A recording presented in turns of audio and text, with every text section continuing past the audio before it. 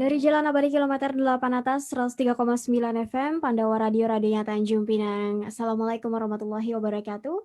Selamat pagi Mitra Pandawa di mana saja berada. Alhamdulillah di pagi hari ini, akhir pekan, tepatnya Sabtu 21 November 2020, kita bertemu lagi dalam talk show Kangen Kumpul MTR. Nah, kali ini dengan tema perspektif baru utang, dan tentu saja Nurul nggak sendirian. Kita sudah tersambung dengan narasumber kita, tamu kita di kesempatan pagi hari ini. Ada Bapak Syofwan, pegiat MTR Nasional. Langsung saja kita sapa. Assalamualaikum Pak Syofwan. Waalaikumsalam warahmatullahi wabarakatuh, Mbak Nurul. Apa kabar? Alhamdulillah Nurul sehat. Pak Syofwan gimana, sehat kabarnya? Ya, kurang sehat tapi insya Allah dengan semangat dakwah ini Ya. akan menjadikan obat. Amin. Amin, amin. Amin. Oke, kalau boleh tahu kita posisi Pak Syofwan saat ini sedang berada di mana nih Pak? Saya di Bekasi, Jawa Barat. Oke. Sampingnya Jakarta, jauh dari Tanjung Pinang. Sampingnya Jakarta ya. Tapi terasa dekat ya. Iya, alhamdulillah ya, karena kemajuan teknologi nih. Apalagi MTR, semua saudara. Iya, betul-betul. Nah, keluarga sendiri bagaimana semuanya Pak Syofwan? Sehat, alhamdulillah sehat. Ya, kemarin sempat ngumpul karena putra saya 3 laki semua ya kan. 2 di pesantren, yang 1 udah balik. Jadi sekarang masih ada 2 di rumah beserta kita untuk menikmati liburan ini. Oke, benar-benar.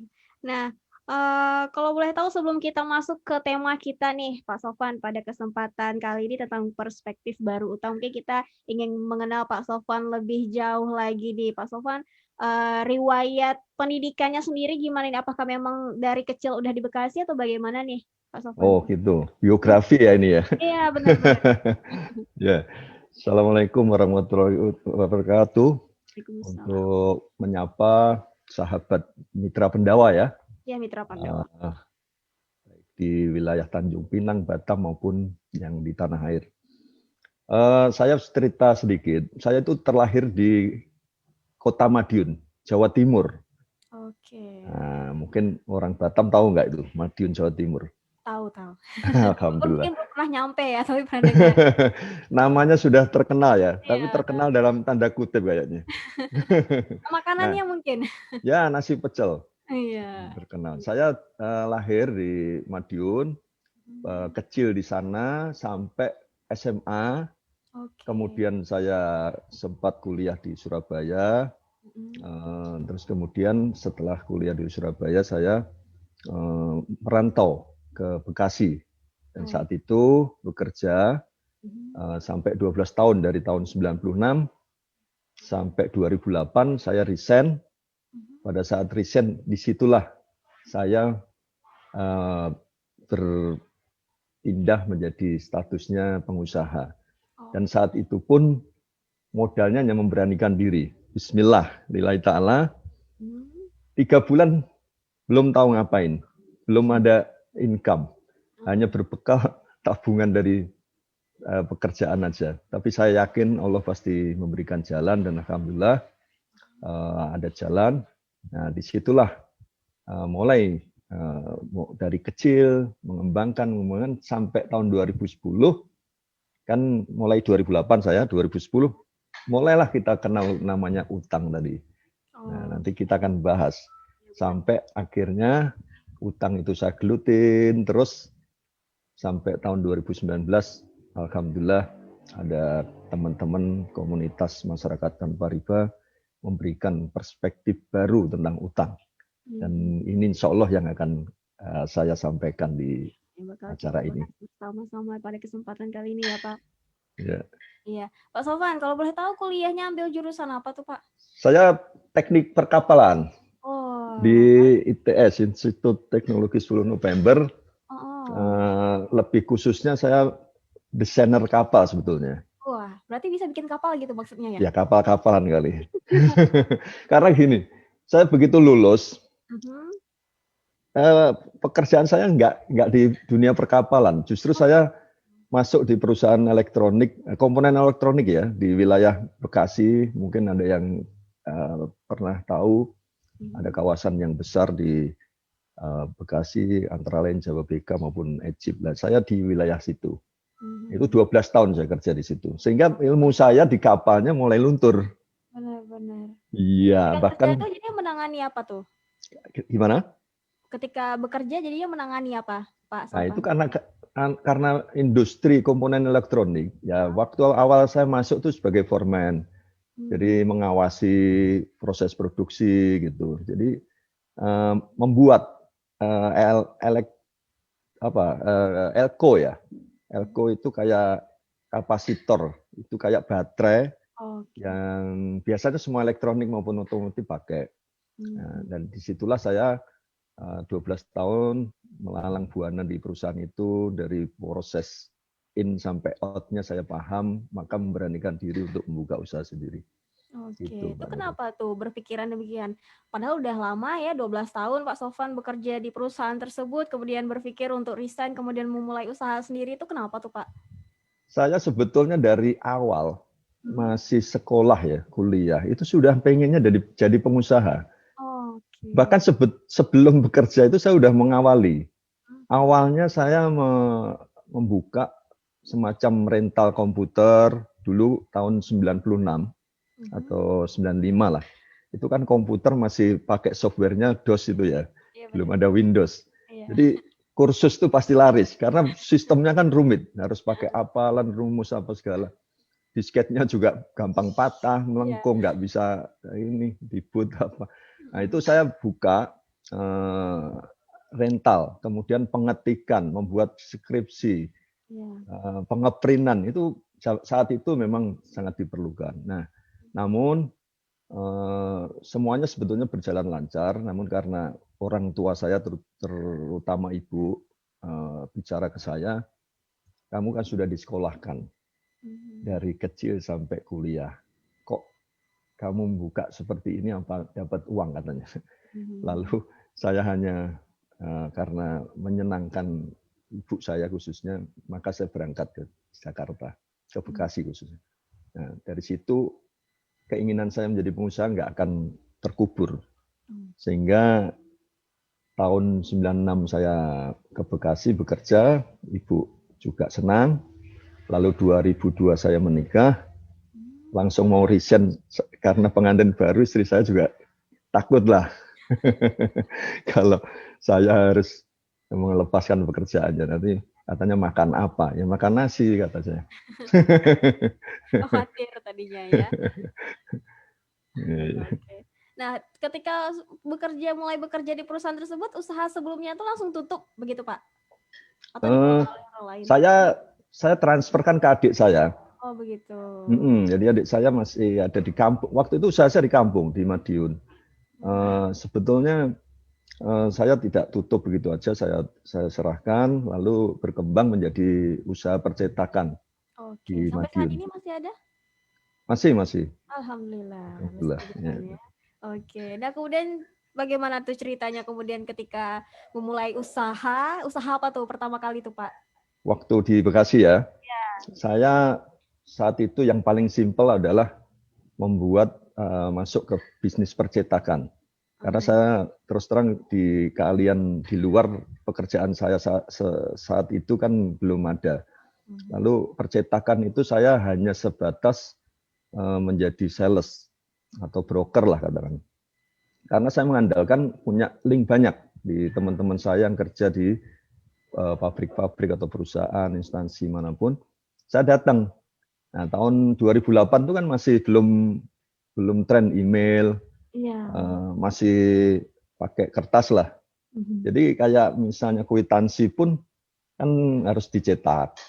Jadi buku kwitansi itu saya tawarkan tuh, karena itu pintu masuk yang paling mudah untuk menawarkan di perusahaan. Karena kan semua hasilnya sudah kelihatan, barang nggak berisiko terhadap proses produksi, biasanya diterima. Paling masalah harga aja sama kedekatan gitu. Egonya ya? Iya. Disitulah saya mulai, terus kemudian mulai berkembang dan akhirnya beberapa perusahaan baru saya buka, dan itulah membutuhkan modal. Ketika yang membutuhkan modal itulah mulai mengenal yang namanya utang begitu, Pak? Nah, itu. Jadi Iya. hampir semua orang, terutama saya saat itu ya berpikirnya seperti itu. Saat ini pun juga masih banyak dan memang wajar lah orang berpikir seperti itu karena tentunya dari pihak manapun informasi-informasi ini memang kalau nggak utang nggak asik katanya. Oke, itu kapan tuh? Tahun berapa tuh ketika Bapak Sofwan mulai berutang tuh, Pak? Ya tahun 2010 lah gitu kan. Memang tapi kartu kredit sebetulnya sudah ada, tapi saya hampir nggak pernah pakai ya, terutama untuk kebutuhan bisnis juga hampir kurang lah. Tapi begitu saya mengembangkan usaha, nah disitulah mulailah saya masuk kepada misalnya kredit tanpa agunan, nah, karena belum punya agunan, terus kemudian sudah mulai bisa beli rumah, akhirnya sertifikat juga sekolah gitu. Iya. Jadi tambah begitu Berarti utangnya. bertahap ya tuh mulainya? Oh ya, iya ya. Iya, pertama kali itu berapa sih Pak kalau boleh tahu? Ya Ketika enggak, pertama sekali itu untuk modal bisnis ya ketika itu ya?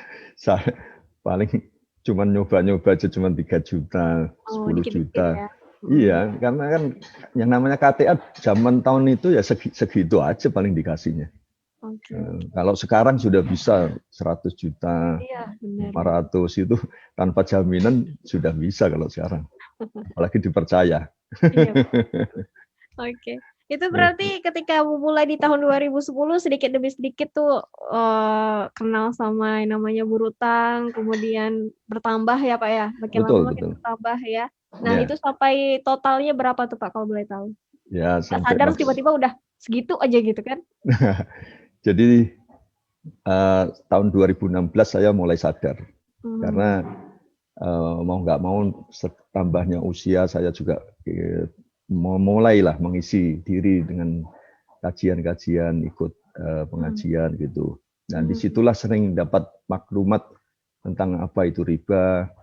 Akhirnya mhm. Gunda tahun 2016 saya sudah mulai mengikrarkan nyetop utang. Nah, 2016 ya? 2016. Nah, Mhm. tapi belum kenal yang namanya komunitas masyarakat tanpa riba. Oke, tapi udah ada Kan niat ke sana ya? sudah ada niat, tapi Mhm. nggak bisa stop-stop tuh. Karena ilmunya nggak ada. Iya iya, Hanya betul. keinginan aja. Tapi ya Karena itulah kan godaannya sangat besar ya, Pak? betul. Mhm. Terutama ini ya mengganggu sekali pada pikiran karena kita ada di dua kaki lah. Yang satunya pengen surga, tapi satunya lagi masih ada di neraka nih seolah-olah begitu. Bingung kan gitu. Iya. Akhirnya saya disitulah mengkalkulasi semua utang-utang saya. Ternyata kaget juga saya Mmm. bisa mencapai 4 miliar gitu. Wah, baik. Itu pada pihak bank ya, Pak, ya? Hutangnya? Eh, Hampir semuanya di lembaga keuangan. Oke, Saya baik. hampir nggak pernah pinjam ke teman kecuali bentuknya investasi. Mhm. Tapi investasi pun juga caranya salah. Oke, Ya. baik. Baik. Nah, ketika tahu begitu udah ada niat untuk mulai menyicil, melunasi semuanya tuh, Pak? Oh Udah sudah, mulai sudah, jalan? sudah. Itu udah mulai jual-jual aset saya. Udah Oke. mobil, rumah, beberapa udah saya jualin Mhm. untuk melunasi. Tapi ya semuanya karena nggak pakai ilmu yang MTR miliki, Iya. Ah hah, bener bener. seolah-olah babak belur gitu. Nggak selesai-selesai, tambah kok malah pusing aja gitu. Iya. Jadi, menurut pandangan Pak Sofwan sendiri bagaimana sih Pak perspektif, baru tentang hutang ini nih, Pak? Nah, Pak Sofwan bisa berbagi juga ya dengan pengalaman yang udah Pak Sofwan pernah rasakan gitu kepada mitra Pandawa semuanya yang dengerin, yang juga nonton lewat Facebook nih. Nah, bisa berbagi kepada kita, Pak. Baik.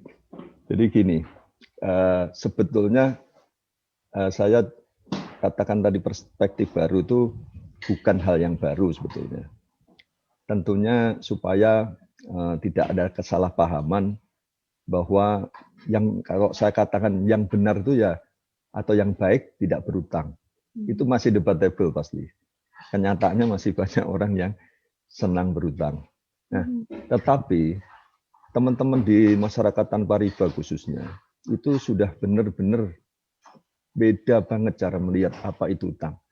Dan saya banyak belajar. terutama ya akhirnya ujung-ujungnya kan penyesalan. Banyak sekali hal yang kita lewatkan gara-gara utang. Misalnya kebahagiaan kita dengan anak-anak waktu anak-anak masih kecil.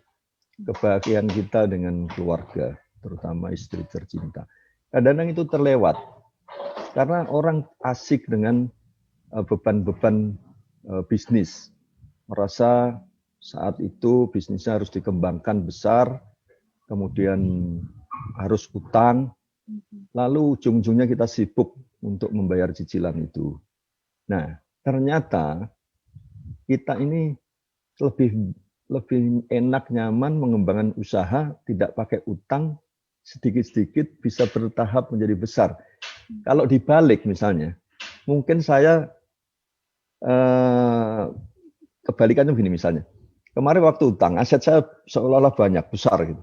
Sekarang ini karena melunasin jadi turun. Kalau dulu saya nggak ngutang, mungkin dulu saya kecil, sekarang sudah gede seperti yang kemarin. Oh iya, Insya Allah begitu. Berawal dari sedikit dulu baru banyak ya. Mestinya Bukan begitu. kebaliknya, banyak dulu kemudian sedikit. Nah itu yang enaknya. Nah ini kita harus berubah. Artinya utang itu cobalah kita lihat dari sisi mana yang positif, terutama dari sisi agama. Kalau kita sebagai orang Muslim, bagaimana sih utang cara Islam itu? Nah itu kita pakai. Nah ternyata setelah saya banyak belajar di komunitas masyarakat tanpa riba, banyak sekali kesalahan-kesalahan, terutama pengusaha di dalam mengembangkan usahanya dengan utang.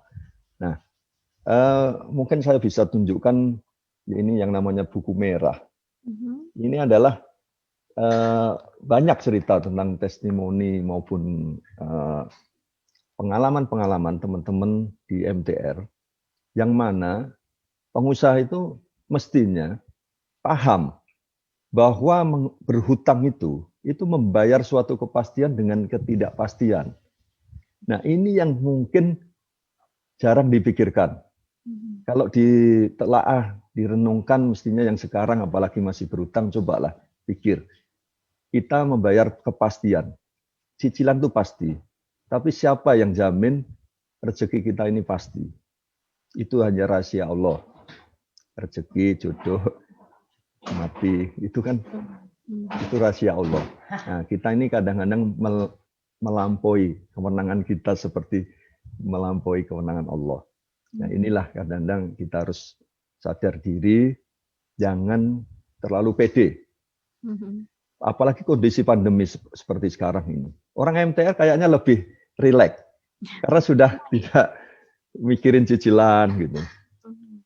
Pendapatan turun tidak ada masalah karena gaya kan hanya kebutuhan hidup saja yang mereka pikirkan untuk teman-teman MTR. Nah, kalau kebutuhan hidup itu kan bisa menyesuaikan dari penghasilan. Nah, kalau saat penghasilan kita turun, ya kehidupan kita bisa lah di-adjust agak turun, sabar gitu. Kalau makannya biasanya di mall ya kurangin lah. Kalau selalu agak jajan ditahan sedikit begitu masak ya, Pak? sendiri, nah gitu loh. Kalau cukup bisa tempe saja, ya, itu betul. Lebih gampang. Tapi kalau punya utang, apa bisa? Kita kadang-kadang nggak makan tapi bayar tetap, kan gitu cicilan. Nggak bisa di ini. Nah itu perspektif yang harus dipahami. Lalu kemudian teman-teman pengusaha terutama itu merasa yakin bahwa dia punya kemampuan. Contohnya misalnya berpikir, oh saya punya aset atau saya mau utang yang nggak pakai agunan. Nilainya kira-kira sekian gitu. Begitu ditentukan, taruhlah 100 juta. Dengan yakinnya, oh saya bisa putar uang 100 juta itu. Tapi kenyataannya nggak semudah itu. Banyak hal hambatan yang kita tidak tahu, bahkan uang yang kita terima pun dari pinjaman itu belum tentu kita bisa serap 100%. Artinya begitu kita terima, belum tentu usaha kita sudah bisa nyerap sejumlah itu. Belum tentu juga keinginan untuk mengembangkan usaha itu benar-benar lurus.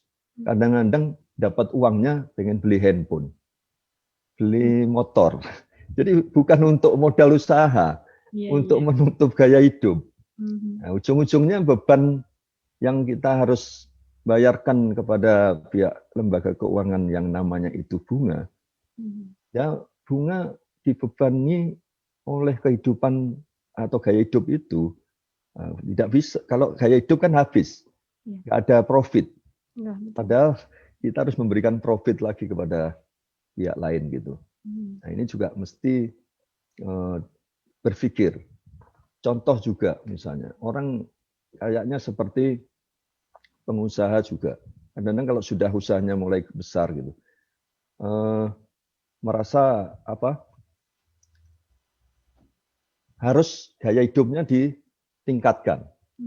Beli rumah, tambah biar lagi. Sesuai begitu ya Pak ya? Iya, biar dilihat ini, wah gitu. Iya, saya salut setelah ketemu teman-teman di MTR itu, pengusaha besar semua rata-rata. Mereka ini, Masya Allah ya, tidak menunjukkan suatu hal yang secara materi berlebihan gitu, walaupun memang kondisinya berkelimpahan gitu. Nah inilah Islam mengajarkan kita atas diri kita itu harus seperti apa, tidak harus kelihatan wah. Dulu saya berpikir begitu, untuk mendapatkan market itu harus memiliki katakan mobil yang cukup bagus lah, supaya customer itu percaya. Biar dipandang begitu ya Pak? Ya, kadang-kadang memang ada pemikiran seperti itu. Dan itu udah umum. Misalnya, Pak Sofwan mau datang nih di suatu perusahaan, nawarkan sesuatu. Saya dulu pernah, soalnya waktu bekerja itu sebagai purchasing lah, boleh bilang. Saya berhadapan dengan supplier. Gitu. Kadang-kadang saya dulu ya juga ngelihat mereka bawa apa itu mobilnya. Kalau gini emang bisa dikasih kerjaan besar gitu. Nah, gitu ngelihatnya. Nah, ternyata di MTR nggak berlaku itu. Bos-bos yang di MTR itu nggak menunjukkan itu, tapi bisnisnya dealnya gede-gede gitu. Jadi nggak berbanding. Berarti itu tidak menjadi acuan ya Pak ya? Nah itu perspektif yang harus kita rubah juga gitu loh. Nah gitu Mbak Nurul. Oke, baik. Itu dia ya. Wow, luar biasa sekali itu cara berpikir, pola pikir pandangan kita ya Pak ya terhadap yang namanya berutang ini. Dan ya Pak Sofwan mungkin bisa tunjukkan sekali lagi tadi buku merah ya, tadi. Boleh. Iya, nah itu dia kesalahan-kesalahan fatal utang ya. Ini gampang sekali didapatkan. Nah, ini kami mau sampaikan juga nih Pak Sofwan kepada Mitra Pandawa yang mendengarkan nih pada kesempatan Kangen Kumpul MTR pagi hari ini. Nah, buat penelpon yang ingin bertanya, mengajukan pertanyaan nih Pak Sofwan bisa ya. Kita kita bisa langsung berinteraksi bersama Pak Sofwan dan mendapatkan buku merah seperti yang dipegang Pak Sofwan tadi, Mitra Pandawa. Bagi yang ingin bertanya bisa melalui line telepon 0771 444 0829. Nah, kita break sejenak ya, Pak Sofwan. Baik. Iya, nanti kita kembali lagi. Kita masih akan berbincang-bincang bersama Pak Sofwan mengenai tema kita hari ini, perspektif baru utang di Kangen Kumpul MTR. Tetap bersama kami pemirsa di 103,9 FM. Anda masih bersama 103,9 FM Pandawa Radio. Pandawa Radio, radionya Tanjung Pinang.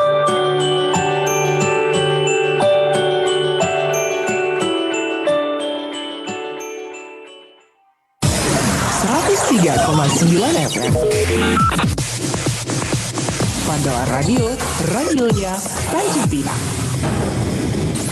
3,9 FM Pandawa Radio, radionya Tanjung Pinang. Masih bersama saya Nirul Mahindra, masih di talk show Kangen Kumpul MTR bersama Pak Sofwan, pegiat MTR nasional yang juga merupakan seorang pengusaha tentunya. Nah, sebelum kita lanjutkan obrolan kita tentang tema perspektif baru utang bersama Pak Sofwan, sekali lagi Nirul sampaikan untuk Mitra Pandawa yang ingin bergabung, ingin bertanya, kami persilahkan saja bisa melalui line telepon 0771 444 0829. Bagi Anda yang sudah bertanya akan mendapatkan buku merah seperti yang udah dimiliki Pak Sofwan juga. Nurul juga punya nih Pak. Oh iya. Cuman ini masih bagus banget, masih bersampul ya. Pak Sofwan udah sering dibuka tuh kelihatannya sering dibaca. Nah, buat Mitra Pandawa yang sudah bertanya mau bergabung di kesempatan kali ini bisa mendapatkan buku merah ini dan bisa mendapatkan ilmunya dari sana. Ya, silahkan kami tunggu partisipasi Anda. Dan Pak Sofwan. Ya, baik, Mbak Nurul. Iya, kita masih mau lanjut ngobrol-ngobrol lagi nih. Tadi Pak Sofwan Baik. cerita kalau sebelum mengenal MTR bahkan sudah ada niat ya untuk berhenti berhutang, Ya, melunasi hutang-hutangnya walaupun memang karena kurangnya ilmu jadinya agak berat ya Pak ya. betul. Kapan tuh Pak ketika kenal MTR? Saya kenal MTR Juli 2019. Oke, tahun lalu ya. Tahun lalu ya. Jadi Itu dari mana tuh bisa kenal tuh Pak? Jadi saat itu karena saya 2016 sudah ingin berusaha menyetop utang saya, lalu saya selalu mencari cara.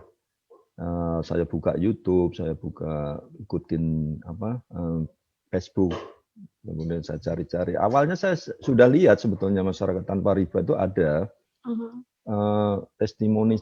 Saya juga kadang-kadang saya tuh pernah dulu ikut MLM saya tuh. Tahun 2000-an itu masih bujangan itu masih ikut MLM. Jadi ngelihat seperti itu apa kayak MLM kan gitu tadinya. Yeah. Jadi agak nunggu waktu. Saya lihat kok testimoni seperti ini, lalu pasangan naik turun menceritakan utangnya gitu. Enggak tahunya qadarullah saya itu waktu sholat Jumat di sekitar perumahan saya itu, tiba-tiba ada teman saya itu membawa semacam fotokopian undangan gitu, undangan kajian. Nah, saya datengin. Begitu selesai sholat Jumat itu, teman saya nyebarin itu, saya samper.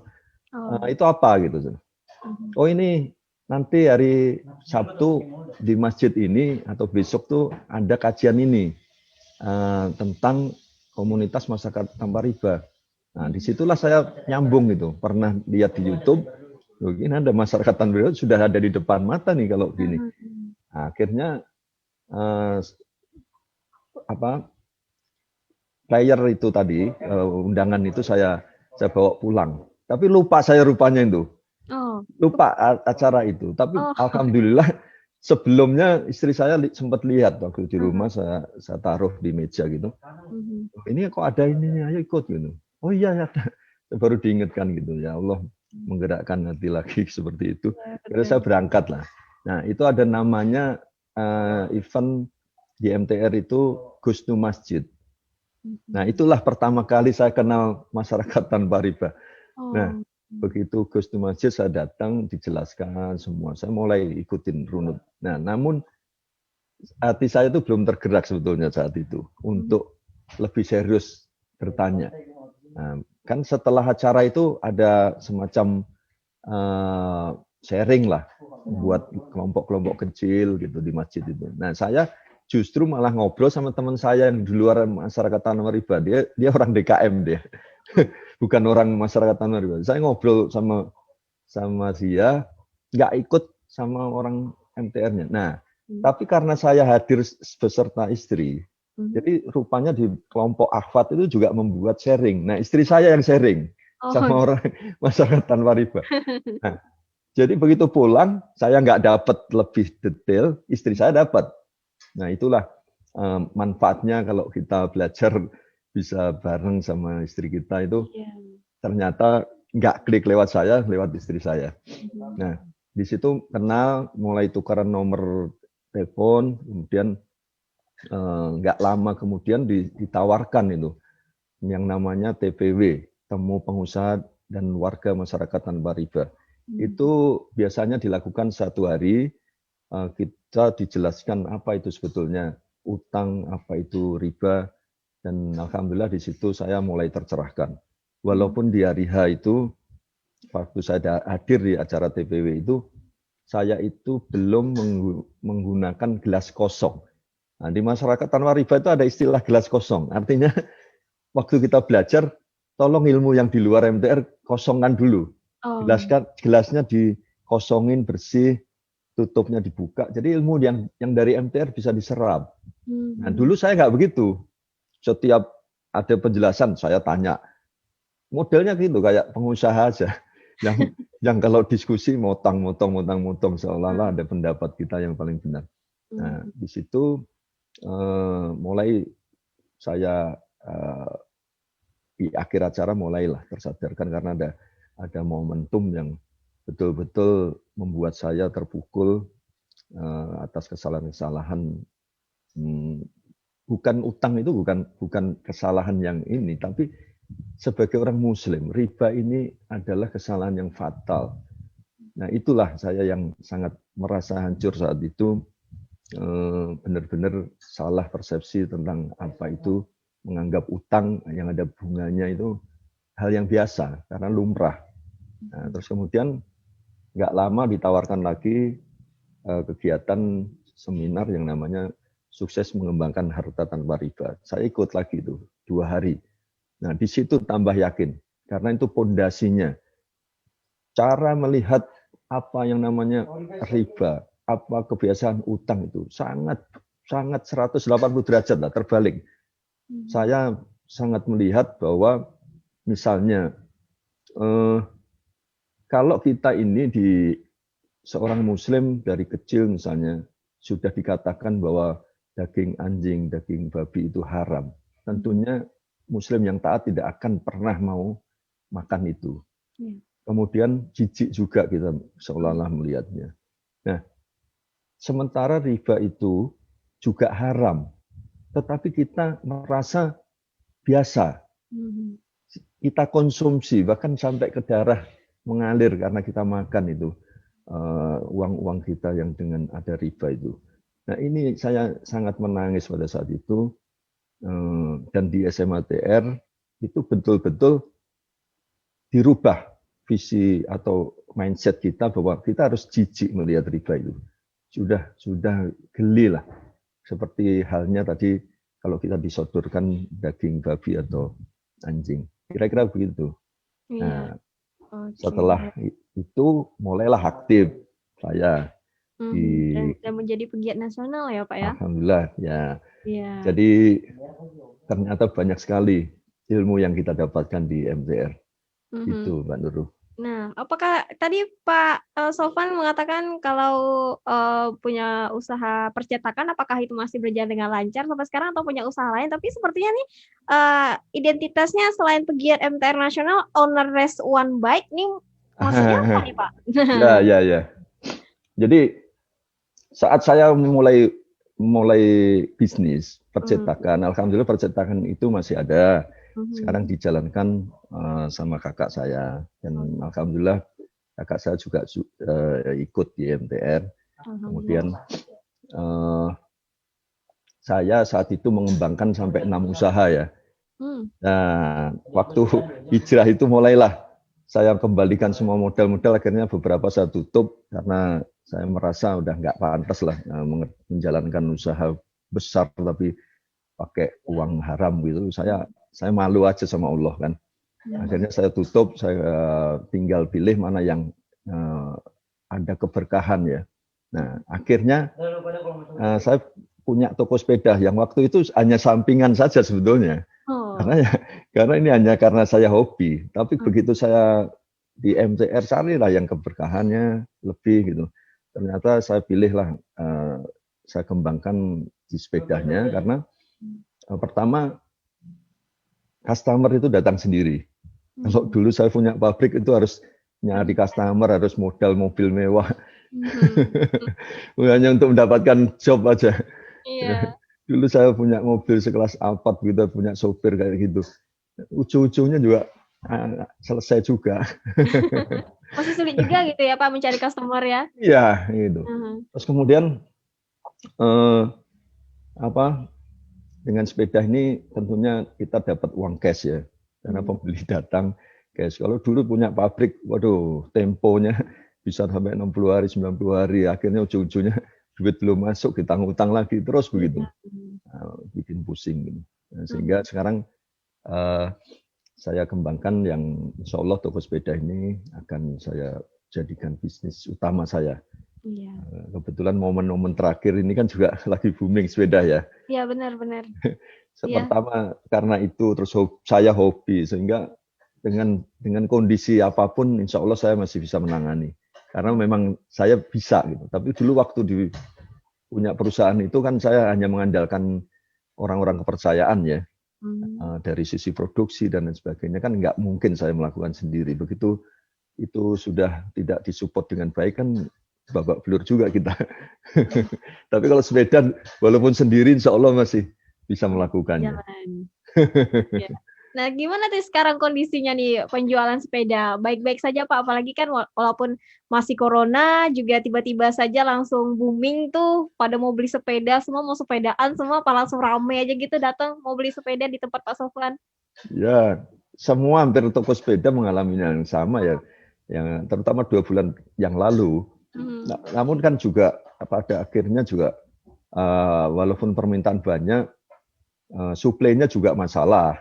Artinya kami juga nggak bisa menjual sebanyak-banyaknya kecuali yang stok lama kita masih punya. Itu aja ada kesempatan untuk bisa mengeluarkan produk. Tapi begitu kita belanja lagi memang barang juga sudah nggak ada. Nah, itu saat itu. Dan sekarang sudah mulai normal lah. Sudah mulai normal, kebutuhan juga sudah normal. Apalagi boleh dibilang kan pandemi ini masih panjang ya. Bagi ya kita berempati pada teman-teman lain yang usahanya kurang baik pun juga ternyata sudah agak mengikat pinggangnya itu dengan kencang sehingga sepeda pun juga terdampak sudah mulai normal penjualannya, nggak seperti yang 2 bulan yang lalu. Oke. Nah tadinya sebelum tadi Pak Sofwan mengatakan kalau ada 6 usaha tuh apa aja tuh Pak selain percetakan sama sepeda tuh Pak? Oh ya, dulu saya ada juga buat metal stamping ya, itu spare part untuk otomotif dan elektronik. Ya walaupun sekarang sebetulnya masih jalan, tapi saya dalam rangka untuk bisa menyetop. Kemudian ada juga dulu saya membuat pasta pigment pasta, jadi tinta untuk cat tembok terutama. Nah, itu saya pernah buat seperti itu. Nah, terus kemudian yang satu lagi itu saya buat ini general supplier. Jadi kalau kata orang palu gada, apa lu minta gua ada. Dulu begitu. Jadi tapi karena terutama general supplier itu kan modalnya besar. Dari situlah yang banyak menyerap saya dulu kebutuhan pinjaman itu banyak di sana. Selain investasi mesin ya waktu itu. Oke, baik. Pak Sofwan, jadi gimana nih pandangan Pak Sofwan terhadap hutang dari sebelum kenal MTR, sekarang udah kenal MTR, gimana nih pandangannya Pak? Perasaannya mungkin, hal yang dirasakan di sekitar, di keluarga. Jadi dulu saya merasa gagah kalau punya utang besar, dipercaya sama perbankan misalnya, itu pede gitu, bahkan pamer kadang ke teman, saya dipercaya bisa sekian, mau ngambil sekian boleh gitu. Dan itu mungkin orang sampai sekarang masih banyak kan kenyataannya bangga dengan kondisi itu. Oh cadangan saya masih sekian untuk bisa ditarik dari perbankan gitu. Nah setelah saya ketemu MTR sangat berbeda, bahkan saya sangat berupaya untuk menghindarkan utang. Sekarang di misalnya toko sepeda itu kan juga ada yang bisa diberikan tempo dari supplier. Namun cita-cita saya insya Allah walaupun diberikan seperti itu, saya akan beli produk mereka itu dengan cash, cara yang cash. Kenapa? Supaya tidak ada utang buat saya. Karena utang ini kan konsekuensinya ada di akhirat juga. Pada saat kita Allah panggil dalam keadaan masih berutang kan ada yang tergadaikan. Kalau kita sudah misalnya seseorang mati syahid pun tergadaikan masih terganjal tidak bisa masuk surga gara-gara utang itu. Nah ini yang saya menjadi pandangan tentang utang itu berubah dari MTR, takutlah gitu. Nah, lebih kepada itu. Terus kemudian dampak kepada keluarga sangat berbeda, jauh lebih baik lah. Ternyata dulu kalau kita dibebankan dengan permasalahan usaha besar, apalagi dengan utang itu, itu fokusnya ke keluarga tuh kecil sekali. Karena waktu-waktu kita ini hampir hanya untuk memikirkan bisnis, dapat uang bisa nyicil gitu. Nah, akhirnya anak istri itu hanya uang saja yang datang. Hati, perasaan, fisik mungkin pulang ke rumah ya, tapi pikiran kan nggak sama keluarga gitu. Nah, sekarang begitu sudah kenal MTR, alhamdulillah, apalagi kita ada kajian-kajian, terutama sunnah terhadap keluarga, terutama bagaimana sih memperlakukan anak, bagaimana terhadap istri, kemudian saudara kita. Ini banyak sekali ilmu dari MTR, sehingga lebih bermakna. Hidup ini bermakna. Kadang saya menyesal, saya udah menikah 18 tahun, kayaknya banyak yang terlewat gitu loh. Masa-masa indah beserta istri anak itu, saya beberapa waktu gitu sering lihat foto-foto masa lalu ya, sebelum kenal MTR gitu. Kadang nangis saya, ini kapan gitu, terus dulu gimana. Nah, tapi sekarang ini berbekas ya Pak ya. Iya, jadi pengen mengulangin lagi dengan kondisi yang sekarang, yang tidak ada utang, kemudian dekat sekali. Sekarang saya dekat dengan keluarga, dengan istri, kemana-mana hampir waktu saya ini selain bisnis, ngaji, dakwah, saya pasti pulang ke rumah, nggak pernah kemana-mana saya. Dan ini saya maksimalkan untuk waktu bersama keluarga, dan hidup ini adalah ibadah. Kalau kita bisa memandang itu, sepertinya surga dunia itu sudah didapatkan. Dan saya bisa melihat itu, bagaimana surga di akhirat lebih indah, padahal di dunia pun saya sudah merasakan keindahan-keindahan ini, di tengah-tengah keluarga yang saling mencintai ini, sehingga bermakna hidup ini. Itu Mbak Nurul. Alhamdulillah ya. Ya, alhamdulillah. Alhamdulillah. Oke, Pak Sofwan, kita sudah berada di penghujung kebersamaan kita nih di Talkshow Kangen Kumpul MTR kali ini ya. Luar biasa sekali Pak Sofwan sudah berbagi bersama kita dengan pengalamannya, juga tentang pandangannya tentang perspektif baru utang tadi ya. Semoga bermanfaat juga untuk mitra Pandawa kita semuanya. Nah, apa nih Pak Sofwan yang ingin Pak Sofwan sampaikan, pesan dan kesan mungkin kepada mitra Pandawa semuanya sebelum kita berpisah di Kangen Kumpul MTR kali ini. Baik. Silakan, Pak. Mitra Pandawa yang saya cintai, saya hormati, utang itu boleh menurut Islam, tapi kita mesti lihat lagi utang yang seperti apa yang boleh. Lalu kalau belum paham betul, segera hubungin atau datang hadir ke Radio Pandawa. Insya Allah di situ ada pencerahan bagaimana tentang utang itu. Jangan ragu, karena masyarakat tanpa riba itu bukan suatu komunitas bisnis, bukan. Maksudnya kita ini dakwah artinya mengajak semua orang, tidak berbayar lah, datang aja untuk tanya dan lain sebagainya. Bahkan nanti ilmunya banyak sekali didapatkan. Jangan sungkan-sungkan, jangan berpikir seperti yang saya dulu, MTR itu kok seperti MLM dan lain sebagainya, sehingga saya maju mundur. Udah sekarang nggak usah khawatir, datang saja, insya Allah diterima dengan baik. Nanti banyak hal ilmu yang bisa didapatkan, bahkan selama ini nggak ada di tempat-tempat lain bisa menyampaikan seperti ini. Itu Mbak Nurul.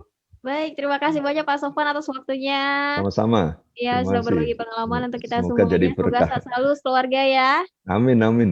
Oke, juga semoga lancar segala aktivitas juga usahanya. Amin, amin. Baik, terima kasih juga untuk Anda Mitra Pandawa yang sudah bersama kami di kesempatan Talkshow Kangen Kumpul MTR kali ini, Sabtu 21 November 2020. Jangan lupa ikuti Talkshow Kangen Kumpul MTR edisi berikutnya ya, setiap hari Sabtu pukul 9 pagi. Saya Nurul Mahindra undur diri. Wassalamualaikum warahmatullahi wabarakatuh. Pandawa Radio.